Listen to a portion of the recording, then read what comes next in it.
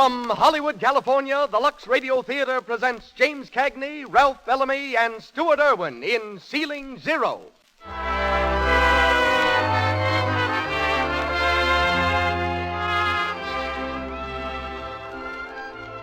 Lux presents Hollywood. It's a romance of the skies we bring you tonight, a thrilling drama of the early days of transport aviation, of the men who made it possible, of the women who loved them. Ceiling Zero stars James Cagney, Ralph Bellamy, and Stuart Irwin, with Boots Mallory and Gene Cagney. Our orchestra is conducted by Louis Silvers, and tonight's special guest is Major Carl A. Kober, Senior Vice President and General Manager of the Douglas Aircraft Company, who will speak on air transportation as it is today.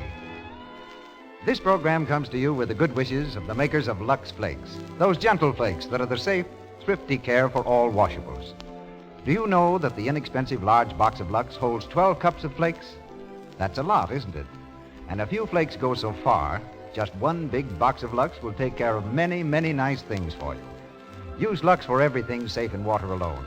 Not only for your stockings and underthings, but for your dresses, sweaters, and all the other washables you and the children wear. You'll do that, won't you? Remember, Lux is thrifty. And now, the producer of the Lux Radio Theatre. Ladies and gentlemen, Mr. Cecil B. DeMille.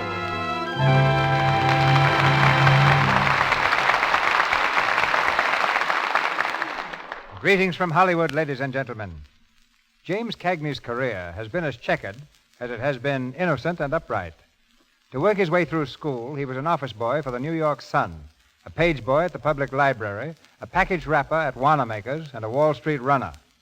Since stardom overtook him, Mr. Cagney has contrasted his two-fisted roles with a private life in which he reads good poetry, plays the piano, sings, and dances. Between pictures, he can be found tilling his acres at Martha's Vineyard off Cape Cod. There, the red-headed bantam of the screen is a country gentleman, restoring antiques, raising chickens, goats, and vegetables, running a tractor, petting his horse, which he slightly distrusts, and never raising a hand except in self-defense. Appearing through the courtesy of Warner Brothers, his new picture is The Oklahoma Kid. And tonight, as he did on the screen, he plays Dizzy Davis in Ceiling Zero. Ralph Bellamy is here directly from the sound stages of Columbia Studio, where he's starring in Blind Alley. Like Mr. Cagney, he's a long-distance agriculturist whose favorite pastime is making his Connecticut farm pay. He's one of the best-known actors in America, where he spent 9 years touring with 15 different stock companies, playing a total of 375 characters. We hear him shortly as Jake Lee. Also from the screencast comes Stuart Irwin in the part of Tex Clark, and Boots Mallory plays Tommy Thomas.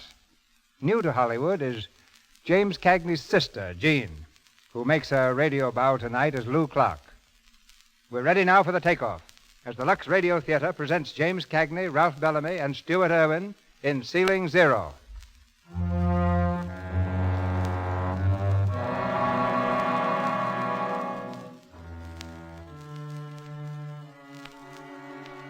It's a gray winter afternoon a few years ago. At Newark Airport, a dense fog smothers field and sky, wrapping the buildings in a blanket of ghostly white. In the operations office of the Federal Airlines, the radio engineer sits at the control panel, his voice droning on endlessly. Federal Airlines, Newark, calling Davis in plane 22. Calling Davis in plane 22. Davis, why don't you answer, Newark? Federal Airlines calling Davis in plane 22. At his side stands Jake Lee, the division superintendent. Jake Lee knows about fogs after 8,000 hours in the air, and now his face is creased with worry. Somewhere in the swirling mist, a plane is lost. 22. Why don't you answer, Newark? You sure you're transmitting? Well, Texas Clark picked me up 5 minutes ago, and if he can hear us, Davis ought to be able to. Let me at that thing.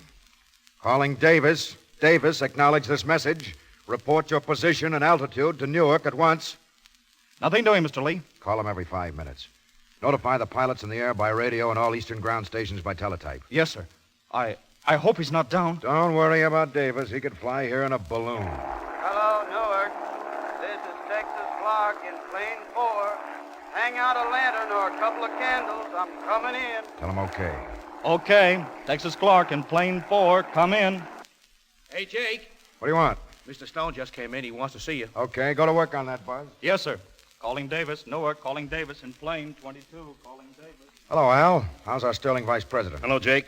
Doc said you wanted to see me. Important? In a way, it's about Dizzy Davis, Jake. I hear you can't reach him. He'll be all right. He wasn't all right yesterday when he was forced down in Cleveland. Who asked for him to be transferred here? You? Yeah, why? Well, he's not even here yet, and he's up to his old tricks already. That forced landing yesterday was a fake. How do you know? Report from Cleveland by phone. When the mechanics reached the ship, they found nothing wrong except the left magneto wire had been pulled loose. Pulled loose? Of course, and Davis did it himself.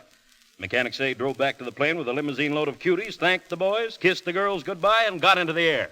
24 hours late. That's your story. Why don't you wait and hear what Dizzy has to say? Oh, he'll spin a good yarn, all right. He always does. Jake, I'm telling you, Dizzy Davis is a menace and a liability, and... Just sit down there and relax, Al. I want to make a speech. All right, shoot. Who made the first night hop over the Alleghenies? Dizzy Davis. Who kept yelling for radio until you mugs finally spent some money on it? Dizzy Davis. Before then, it was standard practice for an aviator to stick his head out of the window in the morning and say, "Aha, it's raining." Hop right back into bed. I know. I was one of them. I don't care how good he was 5 years ago, Jake. I'm talking about now. Hey, Jake. Come in, Tex. Hey, was that Dizzy Davis you were calling? Yeah. You mean he's coming back here? If he ever gets in. Dizzy Davis. Boy, the three of us back together again. We haven't heard from him yet. He ought to be... Hello, Newark. Dizzy Davis in plane 22. There he is. Come on. Hello, Newark. What's the matter with you guys? Look out, Buzz. Hello, Davis. Go ahead. Was that Jake? Hiya, Jake. I'm 90 miles west of Newark. Altitude 2,000, temperature 58. Visibility unlimited. Oh, how I miss you, dear old pal of mine. Hiya, Jakey, baby. Radio regulation number 3. Pilots will refrain from all personal conversation while in flight. Okay, Toots, I can read. Goodbye. Speak of the devil. Devil is right. Listen, Al. Dizzy, Tex Clark, and myself are the only old-timers left in this line. We were together during the war. I taught him to fly. That's pure sentiment, Jake. We're in business, and the wartime pilots who can't fit today's standards are through. All right, but get this. I hire and fire the pilots for this division. As long as I have a job, Dizzy Davis will have one. Okay, Jake. Only the next slip Dizzy makes, out he goes. Even if you go with him. Thanks. I'll remember that.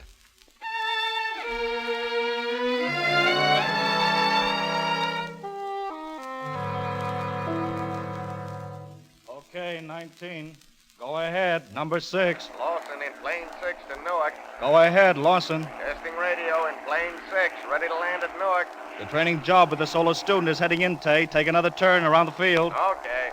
Who's flying a training job, Buzz? Miss Thomas supposed to solo this afternoon. Solo, no fooling. Yeah, she's doing all right, too. Hey, Buzz, hear any more from Dizzy Davis? I'll see. Calling Davis in plane 22. I can't give you anything but love, baby. Cut him off. That- That guy'll sing us into the commissioner's office. He sure got a rotten voice. Hey, Jake. Well, look who's here. Hey, you mug, I've flown alone for the first time. Jake, I've soloed. Mug, is that any way for an air stewardess to address her boss? Oh, Jake, don't be so dignified. Give us a kiss, will you? Cut it out. There's the boyfriend.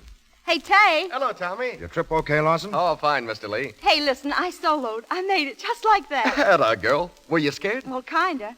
Gee, it was sort of like falling in love and going to church and having your first cocktail all at once. There's no doubt about it. You've just soloed. Dinner tonight, Tay? Oh, not tonight, honey. I got another trip to take out. Davis in 22 calling Newark. Boys, I'm almost home.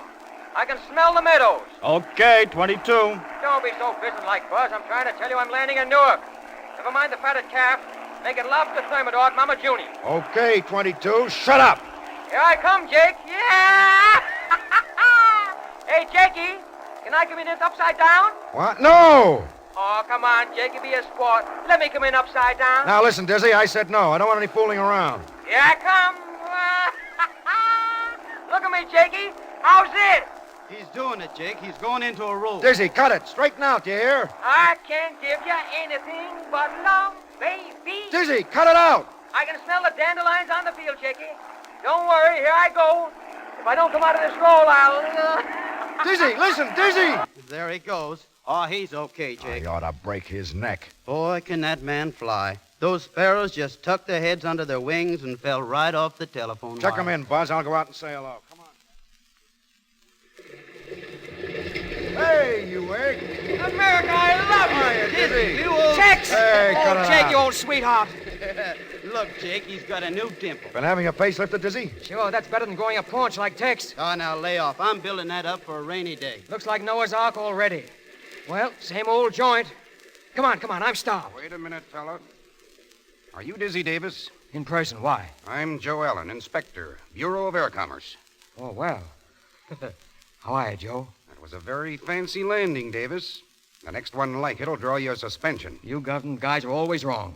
There isn't going to be any next time. Cut it out, Dizzy. This is serious. Let's see your pilot's license. There you are, brother. You'll note my application for renewal has gone in. I see you've applied for a waiver for physical defect. What is it? Skippy Pump, 6 years old. How is Washington on us old cripples these days? Tough. You had a nice hand, Joe. I suppose you're going to put in a rap. I've got my job to do, but I'm no stool pigeon. You get my notice about inspecting, Jake? We're all ready for you, Joe. Good. See you later. As lucky as ever, Diz. Say, let's go over to the office. Come on. Well, Jake, how's Mary? Fine. She'll be over to pick me up pretty soon. Swell. How's your matrimony, Texas? Still moaning along? Yep. On a clear day, I can hear her in Cleveland. Go on in, Dizzy. Hello, Dizzy. Hiya, Buzz. Hey, Tommy, come here. You want to meet a real pilot? Around here, I'd be delighted. This is Dizzy Davis. How are you? And Dizzy, this is Tommy Thomas. Well. How are you? What was that name again? Tommy Thomas. Well, I'm certainly glad to meet you. You an aviator, Tommy? No, not yet. I'm just a stewardess. Tex is teaching me to fly, though. Yep, I'm her daddy. Gee, your landing was a honey, Davis. I wish I could fly like that. Well, maybe I could give you a lesson or two. Would you really? Right now, I can't think of anything I'd rather do. Oh, Mr. Lee. Yeah, Tang? Number 11's inspected. I'm ready to take off. Right. Oh, here, I want you to meet somebody. Pilot Davis, Pilot Lawson. How are you? Oh, welcome back to Newark. Lawson's my right-hand man. Been developing this new de-icer to keep ice from forming on the ships. Go over the records with him when you get a chance. Yeah, sure. How about tomorrow? Tomorrow? Well, now, wait a minute. I've got to see what my engagements are. Tommy, what are we doing tomorrow? I mean, what are you doing tomorrow? I don't know yet. Why not ask me the day after tomorrow, and I'll tell you all about it. Come along, Tay. I'll walk down the ship with you. Thanks, honey. Oh! Hey! Did I get the brush, or is she always like that? I never thought I'd live to see the day. Dizzy was a good guy when he had it, huh, Jake? Well, the old Meister isn't licked yet. That was routine number 1. Wait till you hear routine number 2. It's never failed yet. Well, now that you're here, where are you going to stay, Dizzy? Oh, Tex asked me to stay at his place. Huh? Well, didn't you? Oh, yeah, sure, but, Well, what? I guess I better phone Lou. Excuse me. Uh-huh. So you got to phone the little woman, huh? If it was up to her, I'd sleep in jail. Oh, no. Why so worried, Tex? Don't you ever wear the pants in your little home? Well, you know darn well I do. Tell her I won't be there much. I've got that roving insomnia. Hello, Lou. This is Tex, your husband. Now, listen, honey. Dizzy's here. Yeah. She sends you her best, Dizzy. Nice work. Honey, look. I thought until he gets settled permanent that we might put him up. Be firm, Texas. You're the man of the house. Huh? Well, you could move the puppies off the sleeping porch. Oh, no, Texas. That wouldn't be fair. Well, how about a cot in the hall? No, I don't expect him to sleep with us. Why not? Well, there's still a sofa in the living room. You're doing fine. Oh, well, why didn't you tell me your mother was coming? Well, that settles that. Okay, honey. Bye, dear. Gee, Dizzy, I'm sorry, but my mother-in-law is... Oh, forget it. Say, is that Lawson warming up? Yeah, why? Oh, nothing. How long will he be gone? Back tomorrow. That makes it perfect. Jake, can I come in? Oh, sure. Come in, Mike. I cleaned up that brass door plate, Jake. Oh, thanks, Mike. You can go home now. Well, okay. Mike, you old son of a gun. You want something? Hey, Mike, it's Dizzy. You remember me? Oh, yes. Dizzy Davis, yes, 59th Squadron, Kelly Field. You remember? Dizzy Davis? Oh, sure. I remember you. You were a pilot. Yeah. I still am. Well, you've been away. Yeah. Out west for a while. Thought I hadn't seen you around. Well, drop by the house sometime. Thanks, Mike. I will. I don't fly anymore. Mm-hmm. I see. I shined that plate, Jake. It looks good. That's swell, Mike. Thanks. Jake's afraid if the front door don't look right. People won't come in. Well, good night. Oh, Jake, you can't do that. Mike's a pilot. He was a pilot. But what happened? Smacked a tree in a fog. You must have heard about it. No, never a word. Mike Owen shining spittoons. He doesn't do that very well. He's got a wife and 2 kids. We couldn't let him starve. Tex. Yeah? Tex, here's a few bucks. Have Lou get Mike's kids something, will you? Well, Jake, what do you say we go someplace for chow and a few snorts? How about Mama Jeannie's? Still open? Sure. Good. I'll be back in a minute. What's your idea? I got to see Miss Thomas. Routine number 2. It has yet to fail. Hello. Hello. I thought you'd be coming back this way. I'd like to apologize. For what? Oh, for wisecracking. You know, you really hurt me terribly. I can't begin to tell you how you wounded me. But, I guess I had it coming. All right. Let's forget it. Oh, no, I don't want to forget it. I know I got off on the wrong foot, but I'd like to start all over and show you I'm not as bad as I looked. And how are you going to do that? Well, Tex and Jake are going over to have a bite with me at Mama Jeannie's. How about joining us? Well, you've got to eat anyhow, haven't you? Well, yes. Well, come on, I'll show you that I know which knife to use. It'll be straight from Emily Post. Okay. I swear. Wait a minute. There goes Tay. Yeah, there he goes. Back tomorrow, so I hear. Ready, Miss Thomas? Thank you, Mr. Davis. Dinner is served, honey. Let's go.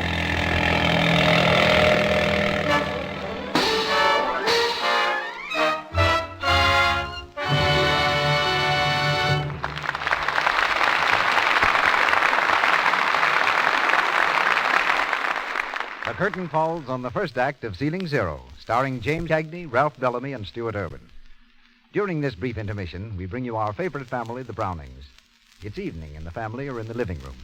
As the scene opens, 14-year-old Midge is dancing about the room in a series of fantastic swing I'm steps. just a jitterbug, a little jitterbug. Boy, does that music send me. I'm in the groove. Da-da-da-da-da-da-da. Midgie, calm down a little. Why all the excitement? I'm practicing for the jam session at school, Mother. We're having a contest for the best dancer. It takes more than dancing to win that contest, Midge. Why, Dot, what do you mean? Zippy, zippy, zum, little run, little run. Stocking runs won't take any prizes, Midgie. Oh, my gosh, have I got another run? Yes, and it's a beauty. Zip clear down your leg when you were shagging just now. Oh, dear, what am I going to do about these awful runs? Oh, Midge, it's so simple. If you'll only remember to lux your stockings every night, that'll cut down on those runs. Look, Midge, why don't you make a little sign, Lux Stockings Tonight, and put it up on the bathroom mirror? Then you'll be sure to remember. Dot, that's a grand idea. I'll do it right now. Smooth-fitting stockings without a sign of a run. They help any girl to be a winner. And it's easy to have nice-looking stockings when you give them regular Lux care. Why? Because Lux saves elasticity, that live, springy quality in your stockings. When your stockings are nice and elastic, they give instead of breaking easily under strain. And that's exactly what you want, isn't it? So Lux your stockings every night. It takes only a moment. Do your under things at the same time. Regular Lux care keeps them fresh and dainty, new-looking longer. Buy the generous large-size box of Lux Flakes. And now, Mr. DeMille. Ceiling Zero, starring James Cagney, Ralph Bellamy, and Stuart Irwin, with Boots Mallory and Gene Cagney.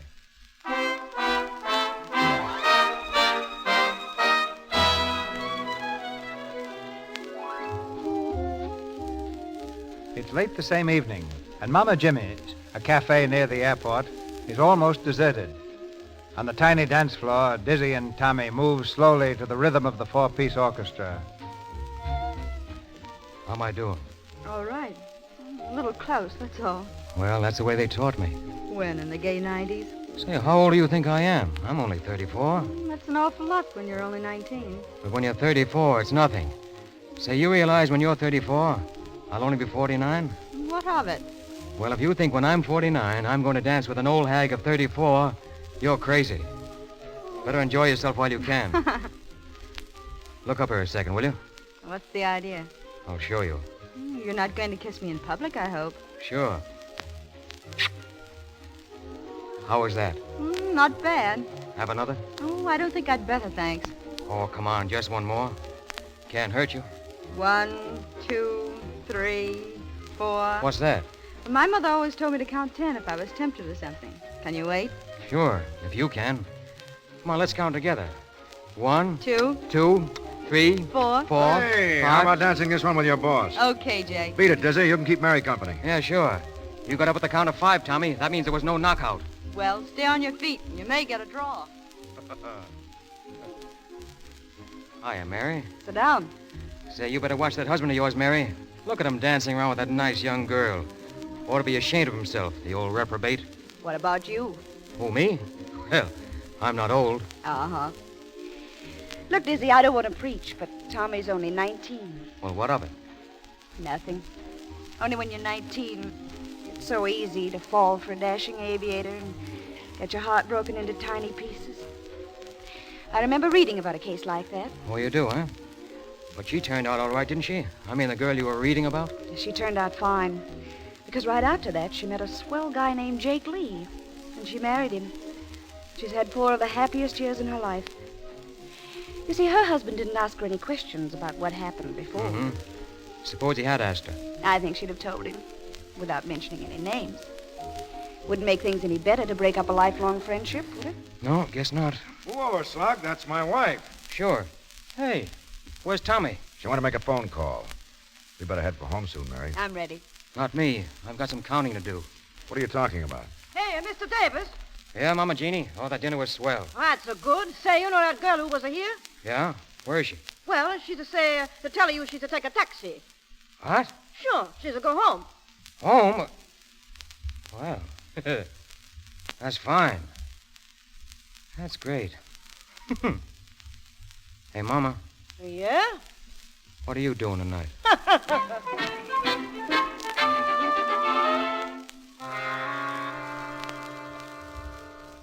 Newark calling all Federal Airline stations. Business dispatch. Bad weather ahead beginning this afternoon, affecting Eastern Division only. Passenger runs may be canceled on short notice. Male pilots will punch in regardless of weather until further orders. WWGR, Newark.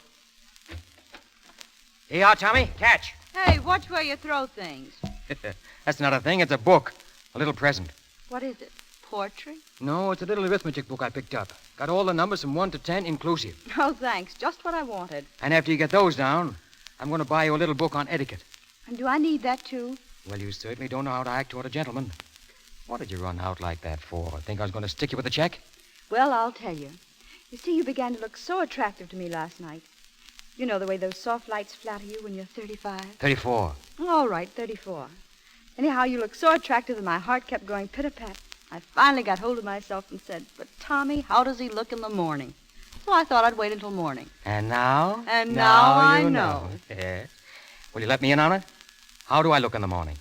Not a very good shave. Oh, the quiet Rudy Toot and the razzmatazz. Well, how about teaching you some stunts this afternoon? Oh, gee, that'd be swell. Only one thing would be sweeter. Tonight you have dinner with me. But you're scheduled to go to Cleveland this afternoon. I can fix that. I'll get Tex to take my run. Jake won't stand for that. Now, you just leave that to me. I'll see Tex now. It's in the bag, honey. It's in the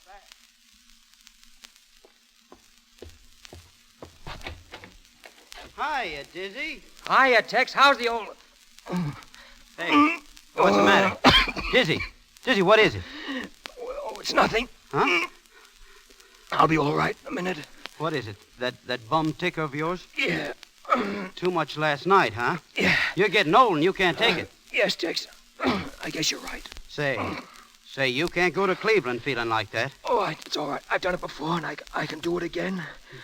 How would it look getting sick the minute I came? Oh, well, what do you care how it looks? Now, listen, Diz. Don't you worry about your run. I'll take it. No, And you can take mine this weekend. No, Tex. I've got no right to do that to you. Why not, now? Lou'll be sore. Yeah, I didn't think of that. Well, let her be sore. I'm taking your run tonight. Oh, gee, Tex. That's swell.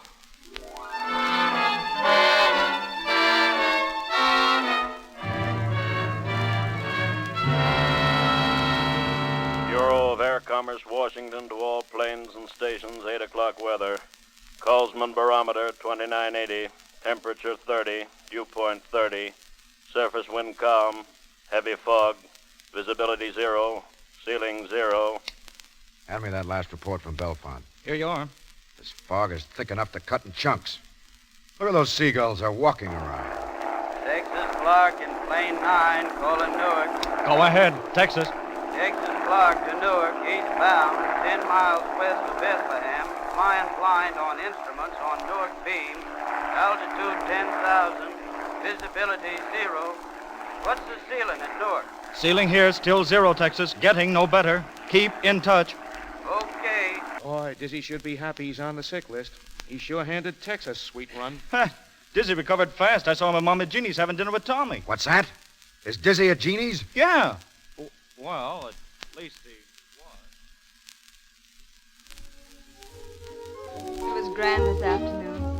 didn't know anyone could handle a plane so smoothly. You know, for a student, you're doing all right yourself. Dizzy, what is it that makes flying so worth loving? You're the first girl I ever heard talk like that.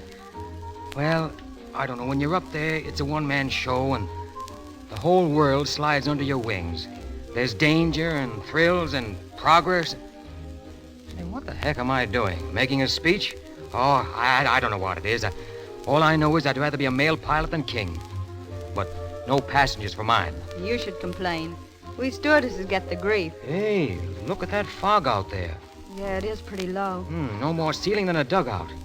I didn't know Tex was going to be up against that when I asked him to take my run. Tommy, come on, let's hit the office and see how he's making out.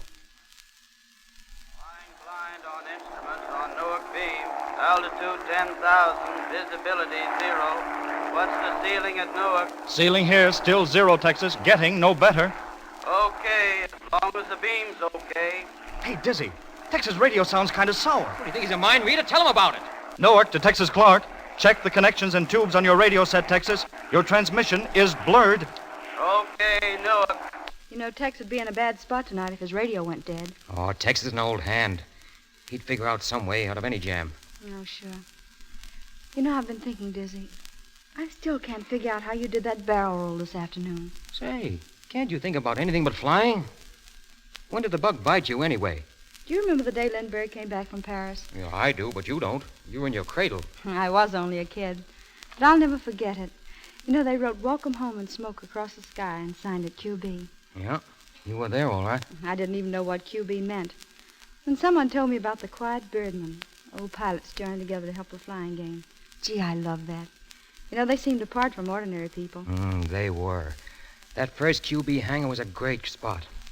Each QB had his own drinking mug. If he got bumped off, the mug was put on a shelf over the bar, bottom up. Your first drink was always a silent toast to the shelf. How swell. You know, you ought to be proud of the way you feel and all the flying you've done.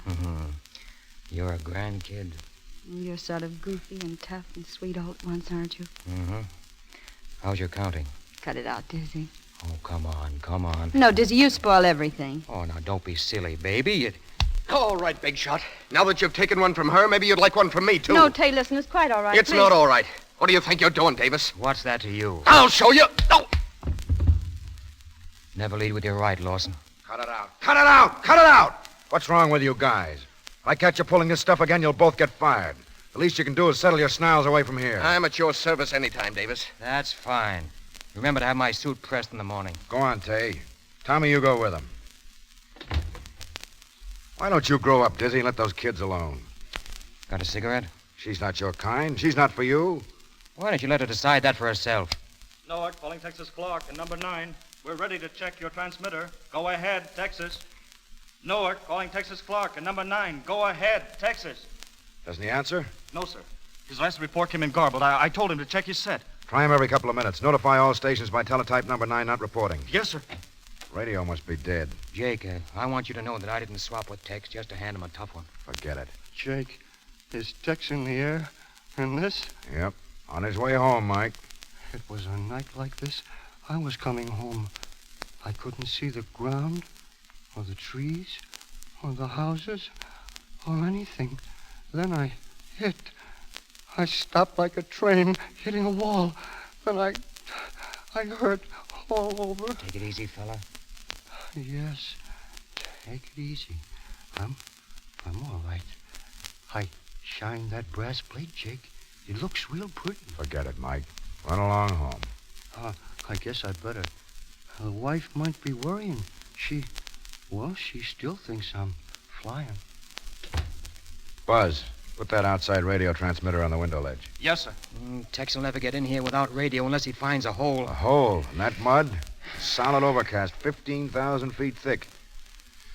No use worrying till he begins to look for the field. Yeah, then we'll pray him down.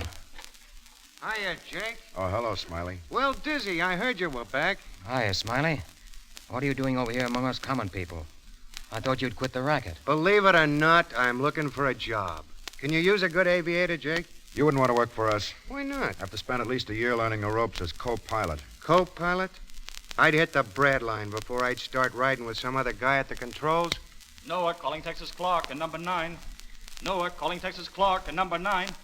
He still doesn't answer. Keep trying. Well, how you doing, Dizzy? And how are all your gals? I can't complain. Say, whatever happened to that slim brunette you used to chase around with? Am I supposed to know the girl from that description? You know the one I mean. You were going with her when I was testing those new transports. Oh, yeah. You mean, I know. You mean Eileen. Not that one. What was her name? Oh, stop it, will you? I've got it. Mary something. Oh, cut it out. She wasn't my girl. You remember, she lived in a little white house over in East Orange. Mary... Shut up. Was it Mary Miller? Yeah, that was it. Mary Miller. You know her, Jake? Yeah, I know her. I married her. No, not Miller. This was, Mary Dillon. That was it, Dillon. Oh, then I wouldn't know her. No, you never met this girl. Well, if there's nothing here, I might as well be going. So long. Was Mary really under your skin? Oh, now, Jake, you know the way I was, how I used to talk. It was just part of the act. Mary and I just clowned around, and then you came along and she found out what a foul ball I was. If your reputation wasn't so cockeyed, it'd be easier to believe. Oh, wait till Tex gets in here. He and I were living together, and he knows everybody I went around with. He'll smooth this out in no time. Yeah? Try Tex, Buzz. Newark, calling Texas Clark, number 9. No, he still doesn't answer. Say, he ought to be here any second. If he's on time. Doc, field lights. Yes, sir. Texas Clark and number 9 to Newark. There he is. Still flying blind on the Newark beam near in the field. Give me the surface wind and the Colesman barometer reading. I'm coming in. Surface wind calm, Colesman barometer 2988, ceiling 0. Newark, answer 9. I want to set my altimeter. I can't land without it. When I get on the ground, I'm going to wrap this radio around Buzz's neck. The beam's fading out. I can't hear. Newark to Texas Clark, come in. Sounded like his sending said quit on him. I wish it was me coming here instead of Tex. Bad enough to have Tex up there. If it was you, we'd have an argument about how to get you down. All lights okay, Mr. Lee. Jake, I just heard a plane. It must be Tex. Listen. That's him. He sounds high, Jake. Yeah. Come on, fella, talk him down. This is Jake, Texas. You're approaching the field west of the office. You sound much too high. You must be 1,000 feet. You should be losing altitude very fast. Answer by radio or jazz your motor if you hear me. Come on in, baby. Why doesn't he answer? He's probably getting it, but just can't send. You're much too high, Texas. You're over the edge of the field now. You better circle back and make another approach. Come in much lower. You can't make it this time. You're sure to overshoot the field. Oh, he's going on. Didn't hear a word. He's after fly right on out to sea. He won't pass the coast. He knows he's somewhere near Newark. Tex will bring him in if anyone can. He isn't one of these kid pilots. Hey, Jake, he sounds like he's coming back. Here he comes. Give me that mic. Hello? You are calling Texas Clark. You are calling Texas Clark. Go ahead, Texas. He's lower this time. You won't land on that course. Keep trying. You are calling Texas Clark. You are calling Texas Clark. You are calling Texas Clark. He's passing again. You'll never get in. Tell him to climb for altitude and use his chute. You are Texas Clark in plane 9. Do not attempt to land. Climb for altitude and go over the side. That's orders. Acknowledge. Hey, Mr. Lee, here comes Newark, Texas' wife. Tex Clark. Climb Who? for altitude and hit the silk. Acknowledge. Here comes Texas' wife. How did she... Jake, Come in, Lou. Jake, what is it? What's wrong? I've been at home listening in. What is it? Texas radio's dead. Don't worry. He'll get down all right. Come on, Lou. You don't want to stay here. Let's go home. Home? I've just been there. Not just tonight, but one night after another. Sitting over the radio, alone, wondering whether Tex will ever come home or not. I know, darling, but please, come along. Oh, I've been through it so often. Sitting there, going crazy, waiting for the telephone to ring. Jake, what are you going to do? Can't you do something? We tried to tell him to use his chute, Lou. Tex ought not to be flying. He'll make it all right, Lou. Don't worry. Don't touch me. I know why you got Tex to take your place. Because you had a date with Tommy, the great Dizzy Davis, out after another girl. Is that why you switched your run? Jake, listen. He's turned back for the field. You hear that? He's picked up the field lights. You are calling Texas Clark. You are calling Texas Clark. Jake, I'm heading in. At least I think I am. My radio sure is sick. Haven't heard a word for an hour. You're coming into the field, Tex, toward number 1 hangar. You sound just about right. Keep her straight and settle in slow. Why don't you answer me? Are you guys shooting crap or something? You haven't reached the edge of the field yet, Tex. Your altimeter should read about 200 feet. You're headed over the hangars for the middle of the landing area. Keep her straight and steady. Here I come, feeling for the ground. Why don't you answer? It's a wonder you wouldn't help a fella. He can't hear us. He's coming in blind. You ought to be up there. You're a murderer. That's what you are. You're a murderer. You sound a little low, Texas. Lift her up about 50 feet. He's too close, Jake. Too low. He's coming right toward us. Pull her up a little, Tex. Pull her up. You sound low. You're still outside the field, heading for the hangars. Watch it. Pull her up, Tex. Pull up, Tex. Pull up. You're too low. You're right on top of the hangar. Watch it. Pull up, Tex. Pull up.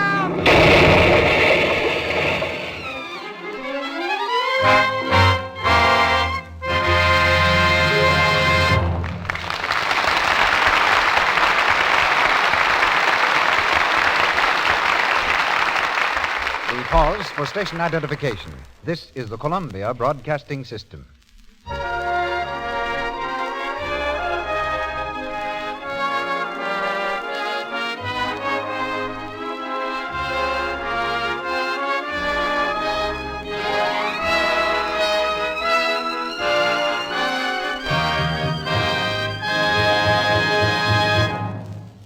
The curtain falls on Act Two of Ceiling Zero, starring James Cagney, Ralph Bellamy, and Stuart Irwin, who will be heard shortly in Act Three. In just a moment, Mr. DeMille introduces our guest. But first, I'd like to say a word about our product, Lux Flakes. Have you ever figured out how thrifty Lux really is? How much it can do for you? It's amazing how far a penny's worth of Lux will go. Listen to this. Unless the water is hard, about 1 penny's worth of Lux will do your underthings 3 times. Your stockings 4 times, or your dishes for a whole day. Or you can look at it this way. Just a little more than a penny's worth of Lux does a sweater and a dress. Yes, Lux is thrifty, and it's safe. Safe for anything safe in water alone. So every time you buy the generous large-sized box of Lux, just think to yourself, it's safe and it saves. Now, Mr. DeMille. As our guest tonight, I thought it most appropriate to present a man from the skies. Someone from real life who can match the color and skill of the pilots of our play. But he's as different from the aviators of our play as the plane which he's flying is different. The swift progress of aviation since the writing of Ceiling Zero has outstripped man's imagination in making air travel safe, and safer still. Right now, in the sky above the Lux Radio Theatre, a modern transport plane is circling. At the controls is Major Carl A. Cover, Senior Vice President and General Manager of the famous Douglas Aircraft Company, makers of planes flown the world over. Major Cover trained the men who trained the pilots to fly in the World War, and has had much to do with the pursuit of safety for the past 20 years. But let's hear from Major Cover direct. Are you ready, Major? I've been accustomed, Mr. DeMille, to look up to the Lux Theatre. This is the first time I've ever looked down on it. Incidentally, I'm now speaking from a regular DC transport plane, while in the course of a routine checkup flight. This plane belongs to the Royal Dutch Airlines. It will soon be delivered for operation in the longest passenger run in the world between Amsterdam and Batavia. Well, as you fly around up there, Major, what picture do you get of aviation today and in the future? Well, I believe aviation has traveled farther in less time than any invention in the world. I think you'll agree that it has made as vast strides in the brief years since the period of Ceiling Zero as it did between its inception and the first showing of tonight's play. Safety and comfort in the air develop so fast that it's almost impossible for the average person to realize the changes. It would be a full-time job to keep up with the progress being made. As a result, only a few technically minded people can appreciate just where we stand today. But doesn't such progress take all the romance and daring out of flying? If you mean romance in the terms of such heroic daredevil performance as you have in Ceiling Zero, then the answer is yes. But there's another kind of romance, the conquest over nature. A conquest made possible by such things as the radio beam, the new altimeter, the icing equipment, the automatic pilot, and the amazing reliability of modern engines. There's romance, too, in the thought that you can fly in the space of a single day from a land of ice and glaciers to the palm trees of the tropics.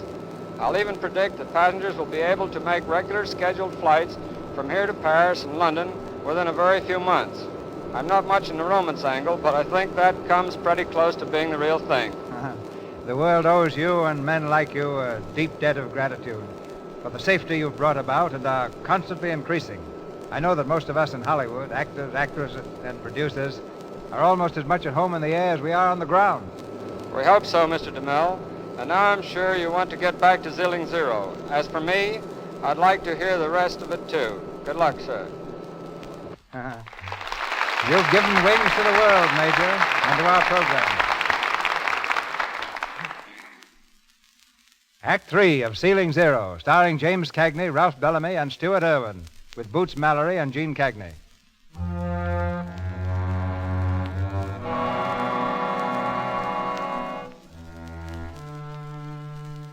Pulled from the wreckage of the mail plane, Texas Clark was rushed to the hospital to linger for hours between life and death. In the anteroom, Tex's wife, Lou, numb by the tragedy, waits for word from the operating room. Mary is with her, and Dizzy Davis. Lou, I know it sounds silly to say you're sorry.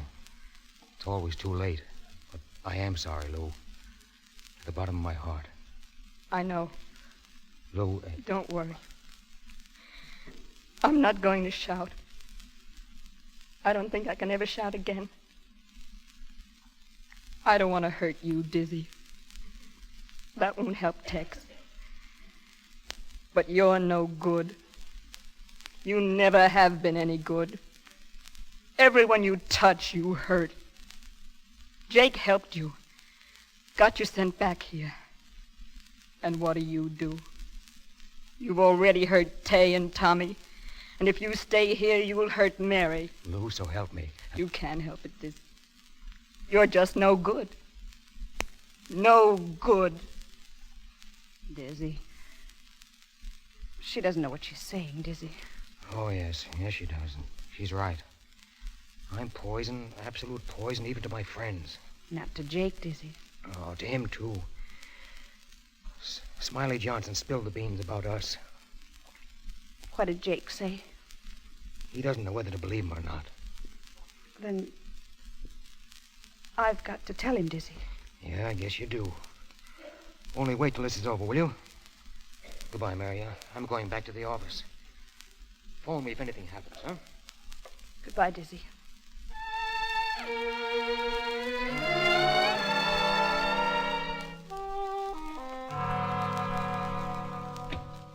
Well, any word? He's still unconscious, Jake, but a little stronger. Swell. Jake, suppose Tex should die. You weren't to blame for the crash. After Tex took the run, the show was all his. That's easy for you to say. You're not in the picture. Lou named it. It's murder. Forget it. He's going to pull through, get well. But you got to learn to play the rules, Dizzy. I know. Jake, listen. I've cut a lot of corners, but there's one guy I've always been on the level with, and that's you. Jake, I'd cut my heart out for you. Please don't be mad at me. All right, forget it. What's the latest weather report on, Buzz? 0. Ice at 3,000. Have Lawson stand by. You want to push them in night mail through that ice? Probably not, but I never cancel any run in advance. We'll decide when the time comes. Number 7's rigged with those new de-icers. Be worth a crash to find out how they stand up. You want me to make the hop? Lawson's scheduled to go. That kid? He won't get from here to the edge of the field. No? Why don't you go out and tell him how? Okay, Jake. I guess you're sickened of looking at me right now. I'll see you later. Dizzy. How are you, Half Pint? I'm pretty low. Dizzy, I feel so guilty about Tex. Only we hadn't made that silly date. Oh, don't blame yourself. It was my bright idea. Everybody knows that. Dizzy, you mustn't worry about what Lou said. Tex wouldn't want you to do that. He'd understand. Tommy, you're the only nice thing that's happened to me since I got back here. The rest has been bad news. Why don't you go home? It doesn't do any good staying here, making yourself unhappy. I don't want to be alone. I'd go screwy over there by myself. I wish I could help. You could. Could help a lot. How? Staying close and being near me till it goes away. Will you? Of course. Sweet. Here's the key to my apartment. 1211 Wellington Road, number 14. You go down there and wait, and I'll be along in a little while. We'll have some drinks and try to drown all this, huh? All right. If you see Tay, will you tell him goodbye for me? Please.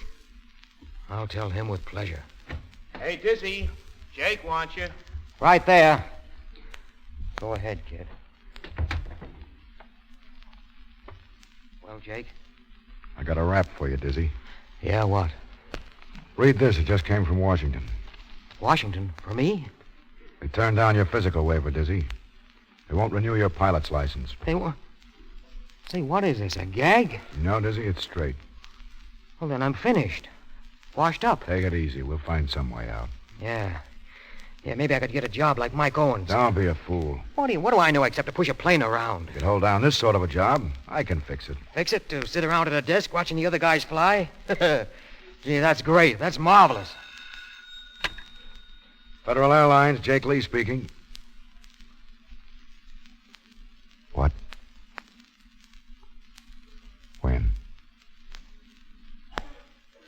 Okay, thanks. Was that about Tex? Yeah. He's gone. Oh. Gone. Don't let it throw you. You've seen hundreds of crashes. And a lot of swell guys go west. It's all part of the game. Dizzy, pull out of it. Oh, don't worry about me. What about Lou? I better go see her. Take over the duty watch, will you? Sure. Hold the night mail. We're sure to cancel. Okay. Dizzy. Listen, Diz. Sometimes a guy gets to thinking he's fair and big. When he's in love with a woman, he can be pretty small. I don't know what got into me. I was jealous, I guess. Forget I ever said anything about you and Mary, will you? I never heard a word of it. Swell. So long, Diz. So long, Jake. Tex. Oh, my God. I killed him. I shoot. Hey, Dizzy. Yeah? That kid Lawson's getting ready to leave. Is the trip canceled? Canceled? Yeah, it's awful bad up there. Ice all over the place. I guess the trip's out, huh? Yeah. No, wait. Where's Lawson? He's down by the hangar. I'll go down there and see him. Hold everything. Hey, Lawson. You seen the weather map? Yes. I'll take another look before I shove off. From here to Cleveland, it's bird walking weather. These days, planes fly when birds only sing. Yeah. Hey, look. You really love that Tommy kid? What's it to you? Nothing much. You want to marry her? Yes, I expect to marry her. You know where she is now? Well, I guess she's home. Yeah. Now, what's the dope on these new de-icers? An old hand like you should know all about that. Answer my question. I'm in charge here. Well, you know how they work. We've been running wind tunnel tests. Now they're installed on 7 here, ready to try out. Suppose they don't click? If it gets too bad, I'll go over the side. Lawson, come on. Let's cut the squabbling. You're right. Tommy is swell. Too swell for me. Do you mean that? Yeah, sure. You kids are just getting started. Here you are. Here's all the happiness on earth. Well, thanks, Dizzy. That's darn swell of you. So long, kid. Have a good hop. Thanks. Nope. Now, stay asleep until I get back. Hey, Doc. Yep. This kid Lawson is sick. What? Yeah, he just fainted. Come on, pick him up and take him inside, will you? Gee. Hey, Baldy, put that ship up. Oh, no, you don't. The ship stays. I'm taking the kid's trip. You can't, Dizzy, not in this weather. I'm giving orders here, and I'm taking that trip. Yeah, but... Now, go on. Do as you're told.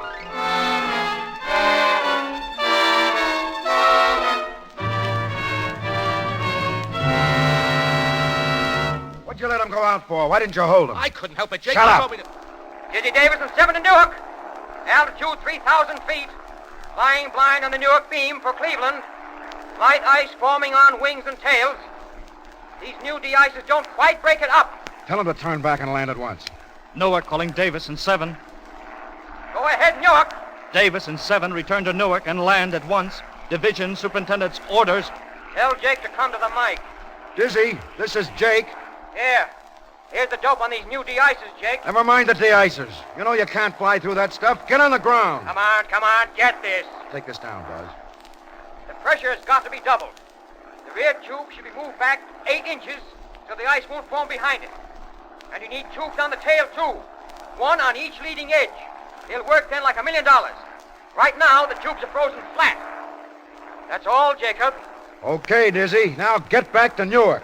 There's not much chance of that, unless you send me up a skyhook. Ship's getting heavy. Losing altitude now. Dizzy, leave the ship. Don't wait until she begins to spin. Drop your flares and go over the side. Bail out. Hit the silk. No can do, baby. She's got ice all over her. Sure built up in a hurry. Jake, when Dizzy got into that ship, he didn't wear a chute. What? He didn't. He wouldn't wait. Dizzy, isn't there some way? Can't you nurse her down? Slide in on a wing so it'll be an easy crack up? Do something, Dizzy, anything. She's falling pretty fast, Jake. The ice looks a foot thick on the leading edges. I'm down to 1,500 feet on the beam. Don't look for the crash tonight. Dizzy, listen! She's getting wishy now. I'm going to put her into a spin to see how that affects the ice. The ice still sticks to the ship, Jake. She won't answer the controls. Here she goes. So long, Jake. Don't be mad at me. Newark to Davison 7. Newark to Davison 7. Answer 7. Answer 7. Davis! Dizzy! He's crashed.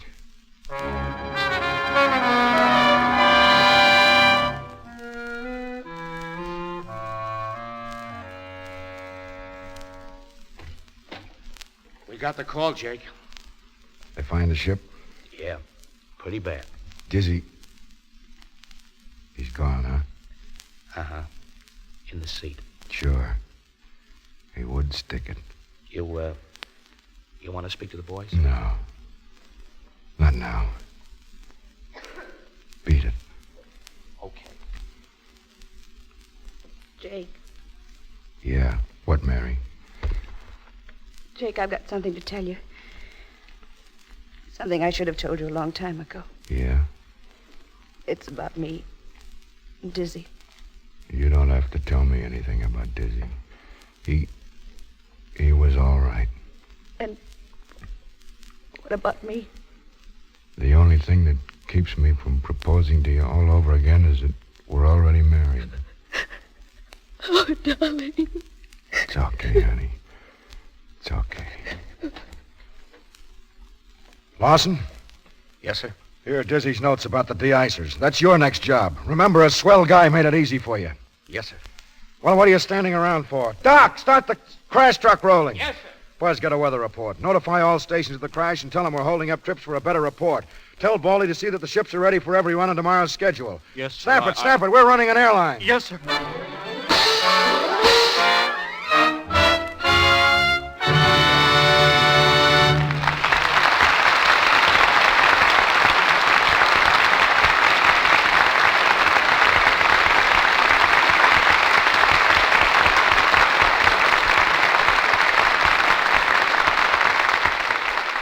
Ring down the curtain on Act 3 of Ceiling Zero, starring James Cagney, Ralph Bellamy, and Stuart Irwin. In just a moment, Mr. DeMille will bring back our stars to talk to you personally. But first, here's a bit of news for housewives. I read in the paper the other day that a housewife washes about an acre of dishes every year. Imagine all those dishes laid out over more than 43,000 square feet of ground. That's an acre of dishes. And it takes a good many hours to wash all those dishes. Yes, it does. It means your hands spend a lot of time in the dishpan. And if you're using a harsh soap for your dishes, your hands are apt to suffer. Harsh soaps with harmful alkali are likely to dry the natural oils in your skin. That's why your hands chap and get red and coarse. You don't want that to happen to your hands, do you? So won't you remember this? Lux Flakes are kind to your hands. They're mild. They have no harmful alkali, nothing to dry your skin and roughen your hands. No, indeed. Lux helps your hands stay smooth and young-looking. And that's pretty nice, isn't it? Having hands that are lovely to look at and thrilling to hold. Every woman wants them. Remember, Lux is fast, it's gentle, and it's thrifty. Yes, unless the water's very hard, it takes only about a penny's worth of Lux to do a day's dishes. Be sure to buy the generous big box of Lux Flakes. Mr. DeMille. After spending the last week in the vigorous company of Messrs. Cagney, Bellamy, and Irwin, I'm sorry for only one thing. Look out, boys. Here it comes. No, it's not what you're thinking, Mr. Irwin. My lone regret is that all of you want with Barbara Stanwyck, Joel McRae, and me in the making of Union Pacific. You mean we're too late? Gosh, what'll you ever do, Mr. DeMille? Well, there's nothing to do, I guess, but hope. Hope that when the next one comes along, you'll be in the cast. Say, I'd like to cast it for you right now, if I might. Of course, the first thing you'll need is a leading man, a hero. You know, somebody like Bellamy. Gee, that's white of you, Jim. Darn white. Well, yeah, but not exactly like Bellamy. What you want is a guy a little on the tough side, hard-boiled, fast-talking, you see, quick with his hands. He's okay on the inside, but on the outside, he's all brass knuckles. You mean somebody like James Cagney? No, like Stu Irwin. Well, I don't doubt that Mr. Irwin has a heart of gold. Oh, but... boy, that's the truth. There's so much gold in my heart that every time it thumps, it whispers, 16 carat, 16 carat. Anybody like to listen? All right, so you got a heart of gold. But how tough can you be? How tough can I be? Listen, Bellamy, just put up your hand. Sure I will, Smarty. Just as I figured, wide open for a kick in the shins. Careful, Mr. Irwin. Ralph's in pretty good shape after working that farm of his. Well, that's not quite as accurate, Mr. DeMille, as I'd like it to be. So relax, Stu. You see, we had a flood back there, and my farm went down the Connecticut River. Flood ruined everything except a couple of crops, but they're doing fine. Watermelons and watercress. Hope you're having better luck on Cape Cod, Jimmy. Oh, I'm learning, Ralph, learning. I don't think I'll ever be a menace to the landed gentry, but come a few years, and I think I'd be able to live off the place if I had to. Of course, I might get a little tired of eating kohlrabi and rutabaga 3 times a day, but then I'm learning. Mr. DeMille, I got a great kick out of doing Ceiling Zero, and I hope we can all get together again sometime. Many thanks. Good night. Good night. Good night and happy landing.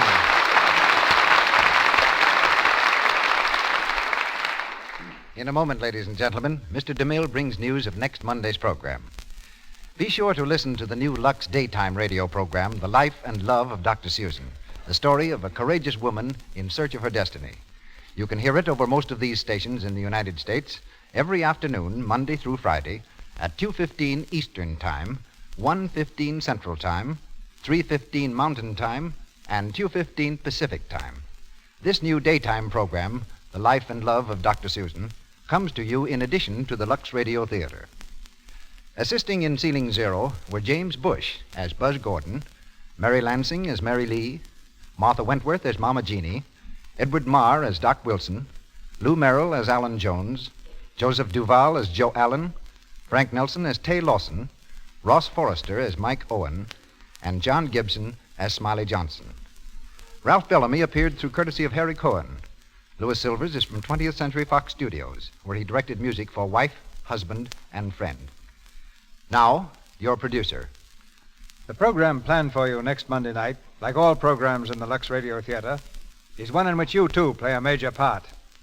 Just as we are occupied every day in the week preparing these productions, you are making them possible by bringing Lux Flakes and Lux Toilet Soap into your homes each day. This cooperation enables us to present plays and stars of the caliber in store for you a week from tonight, when you'll hear Norma Shearer and William Powell. A great hit on the screen, our play is the dramatic story of an infinite love, one-way passage.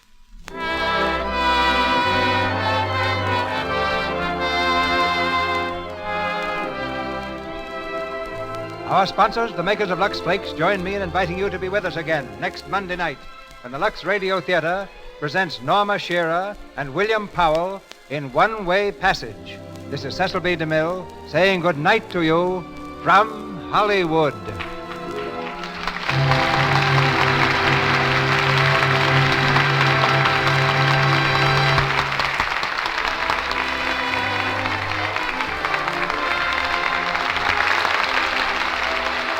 Your announcer has been Melville Ruick. This is the Columbia Broadcasting System.